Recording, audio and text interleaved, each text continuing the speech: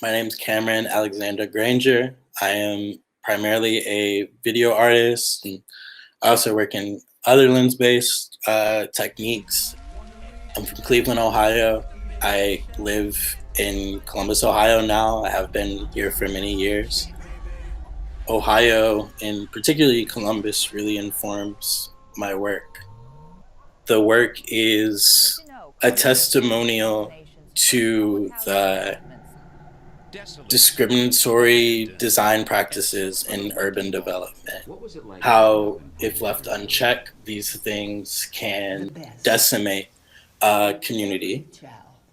But it's also a story about love, communal love, love of your people, and how, through holding each other, that we can find a way out of these things.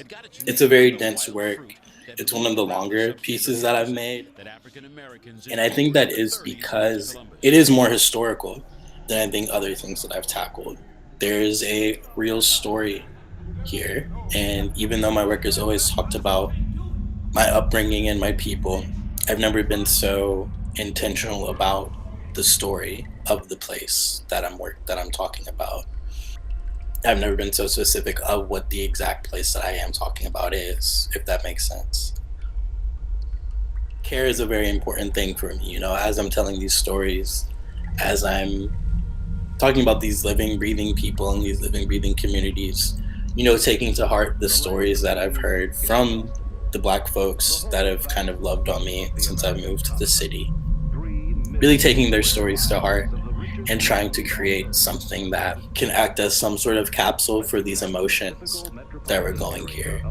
I don't think it's not meant to be like a very comprehensive history of redlining or housing covenants and discriminatory lending practices, but I hope that it can use this kind of micro example to speak to a larger, more macro problem.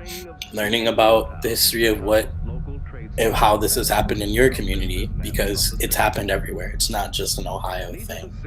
There's a lot of like pop culture elements in there too, I guess, for lack of a better word. A lot of my work pulls from meme culture or, popular Black films or TV shows. Ease on Down the Road from The Wiz, Michael Jackson and Diana Ross performing as that audio plays over. I think for me, I think that's a really important part of the film. I call it like the bridge.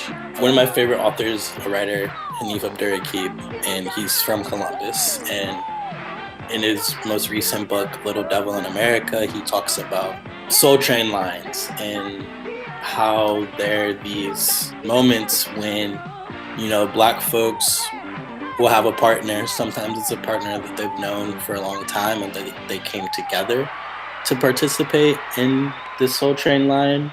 And I think there's something really beautiful, a strong sense of camaraderie and family and love.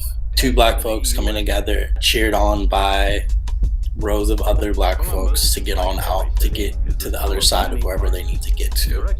For me, I think that's really like the core of this whole work, of the entire film itself, that we have each other.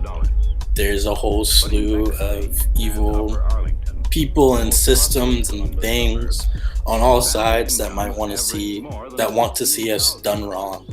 But hopefully we can make it out if we come together in solidarity and love and community and ease on down the road and get out the other side. And for me, I think I wanted to tell this particular narrative as, I guess, a reminder, a moment is never just a moment.